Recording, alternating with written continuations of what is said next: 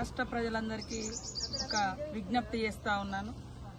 గత కొంతకాలంగా పెద్ద ఎత్తున హైయెస్ట్ టెంపరేచర్ అనేది రావడంతో ముఖ్యంగా మారుమూల ప్రాంతాలలో గోదావరి పరివాహక ప్రాంతాలలో కూడా ఎండ తీవ్రత ఎక్కువ ఉండడంతో మరి ప్రజలందరికీ కూడా ఇబ్బంది కలిగేటువంటి పరిస్థితి ఉన్న రీత్యా అందరూ కూడా ఎవరికి వాళ్ళు స్వీయ జాగ్రత్తలు పాటించాల్సిన అవసరం ఉంది.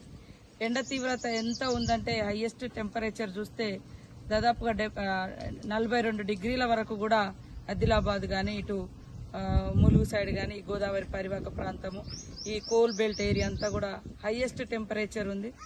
మన ఆదిలాబాద్ నుంచి మొదలుకుంటే కరీంనగర్, వరంగల్, ఖమ్మము అదేవిధంగా ఇంకా కొంత మైదాన ప్రాంతాలలో కూడా పెద్ద ఎత్తున ఎండ కనపడుతున్న దృష్ట్యా ఎండ ఉన్నంత దృష్ట్యా మరి అందరూ కూడా జాగ్రత్తలు తీసుకొని బయటికి రావాల్సిన అవసరం ఉంది. ముఖ్యంగా కూలీలు పొద్దున్నే 6 గంటలకు పోయి 10 గంటల లోపు ఇండ్లకు వస్తే బాగుంటుందని తెలియజేస్తాను. పొద్దున్ననక ఎండలో ఉంటే ఆ ఎండ దెబ్బ తలిగి మరి మోషన్స్ కానీ తర్వాత డిహైడ్రేషన్ కానీ ఇతరత్ర జబ్బులకు లోనేటువంటి పరిస్థితి కూడా ఉంటుంది. కాబట్టి ప్రజలందరూ కూడా తగు జాగ్రత్తలు తీసుకొని ఎండ నుంచి తమను తాము కాపాడుకుంటూ వడదెబ్బకు ఎండ దెబ్బకు గురికాకుండా మరి కావలసినటువంటి ఏదైతే బాడీకి కావాల్సినటువంటి చల్లదనం కానీ అదేవిధంగా నిమ్మకాయ నీళ్లు కానీ ఇతరత్ర మజ్జిగ కానీ తలకు కూడా ఒక గుడ్డను కట్టుకుంటే బాగుంటుంది. లేక క్యాప్ లేదా గుడ్డ ఇట్లా కట్టుకొని బయటకు వస్తేనే కొంత ఎండ నుంచి రక్షణ ఉంటుంది.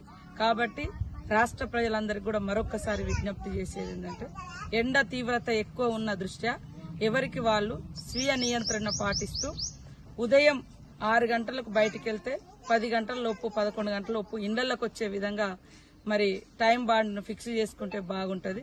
ఎక్కువ నీళ్లను కూడా తీసుకోవడం, నిమ్మకాయ కానీ మజ్జిగ కానీ తీసుకోవడం, తలకు గుడ్డలు లేదా క్యాప్లు ఏర్పాటు చేసుకుని బయటకు వస్తే బాగుంటుంది. వడగాల్పులు ఉన్నాయి. అదేవిధంగా ఎండ కూడా హై టెంపరేచర్ 42 డిగ్రీస్ వరకు కూడా ఆదిలాబాద్ నుంచి మొదలు పెడితే ఈ కోల్ బెల్ట్ ఏరియా, గోదావరి పరివాహక ప్రాంతం, అటవీ ప్రాంతం ఇటు ఎక్కువ కనబడుతుంది. కాబట్టి మరి రాష్ట్రంలో ఉన్నటువంటి మిగతా ప్రాంతాల్లో కూడా ఎండ తీవ్రతను దృష్టిలో పెట్టుకొని తగు జాగ్రత్తలు తీసుకోవాల్సిందిగా రాష్ట్రంలో ఉన్నటువంటి ప్రజలందరికీ కూడా పేరు పేరున నమస్కారాలు తెలియజేస్తూ కోరుకుంటా ఉన్నాం. నమస్కారం.